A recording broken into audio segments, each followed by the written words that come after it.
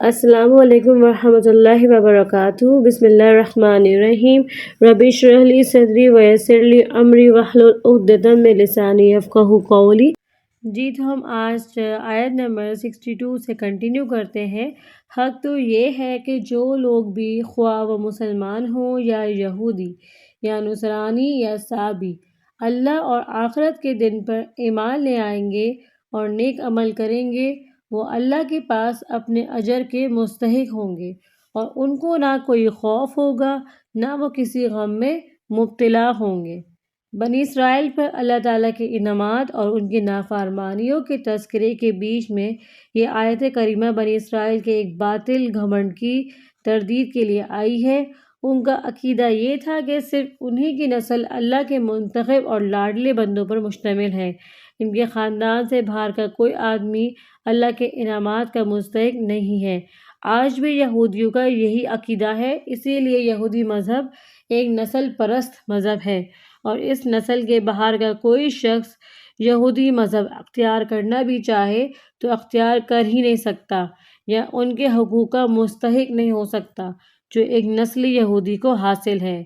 اس آیت میں واضح فرمایا کہ حق کسی ایک نسل میں محدود نہیں ہے، اصل اہمیت ایمان اور نیک عمل کو حاصل ہے۔ جو شخص بھی اللہ اور آخرت پہ ایمان لانے اور عمل صالح کی بنیادی شرطیں پوری کر دے گا، خواہ وہ پہلے کسی بھی مذہب یا نسل سے تعلق رکھتا ہو، اللہ کے نزدیک اجر کا مستحق ہوگا۔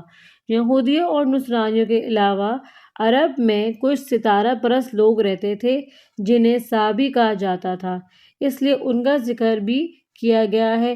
یہاں یہ واضح رہے کہ اللہ پر ایمان لانے میں اس کے تمام رسولوں پر ایمان لانا بھی داخل ہے، لہٰذا نجات پانے کے لیے رسول اکرم صلی اللہ علیہ وآلہ وسلم پر ایمان لانا بھی ضروری ہے۔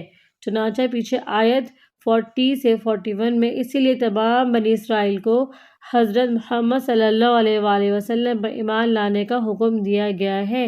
اور وقت یاد کرو جب ہم نے تم سے تورات پر عمل کرنے کا عہد لیا تھا اور کوہ طور کو تمہارے اوپر اٹھا کھڑا کیا تھا کہ جو کتاب ہم نے تمہیں دی ہے اس کو مضبوطی سے تھامو، اور اس میں جو کچھ لکھا ہے اس کو یاد رکھو تاکہ تمہیں تقوی حاصل ہو۔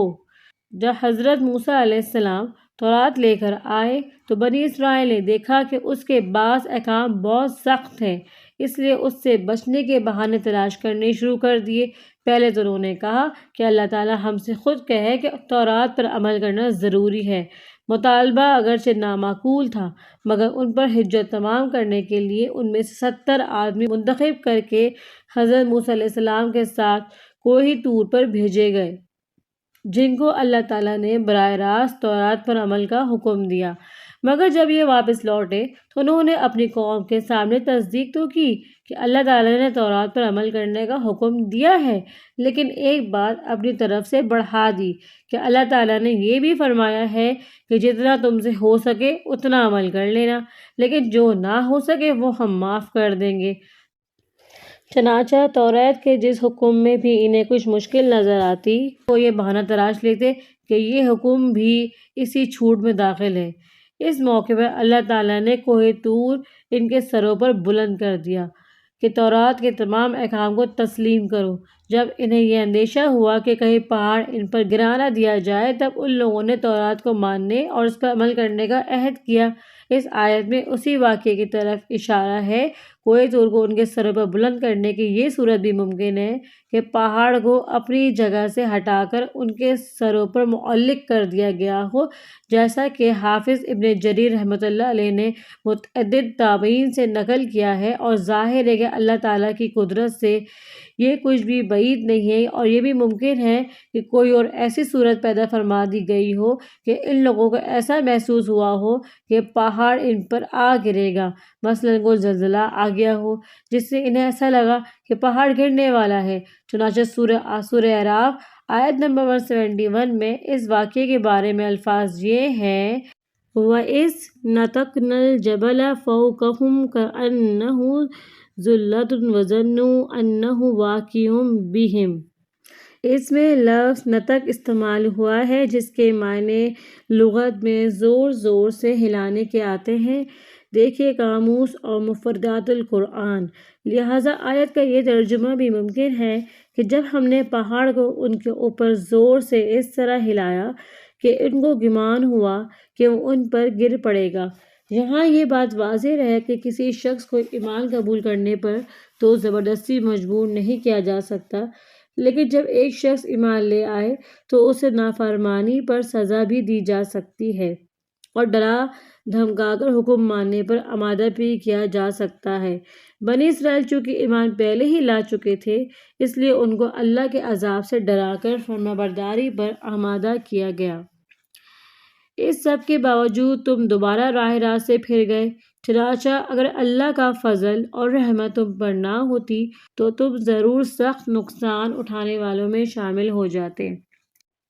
اور تم اپنے لوگوں کو اچھی طرح جانتے ہو جو سبت کے معاملے میں حد سے گزر گئے تھے، چنانچہ ہم نے ان سے کہا تھا کہ تم دھتکارے ہوئے بندر بن جاؤ۔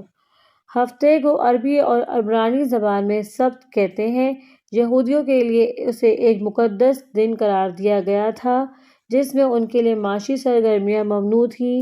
جن یہودیوں کا یہاں ذکر ہے وہ غالباً حضرت داؤد علیہ السلام کے زمانے میں کسی سمندر کے کنارے رہتے تھے اور مچھلیاں پکڑا کرتے تھے۔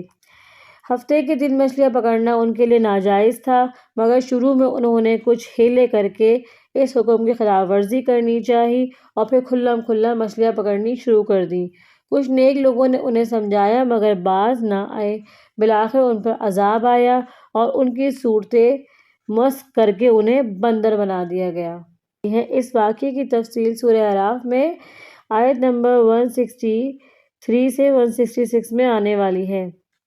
پھر ہم نے اس واقعے کو اس زمانے کے اور اس کے بعد کے لوگوں کے لیے عبرت اور ڈرنے والوں کے لیے نصیحت کا سامان بنا دیا۔ چلیں جی، میں یہاں پر اختتام کرتی ہوں۔ دعاؤں میں یاد رکھیے گا۔ جزاک اللہ خیر۔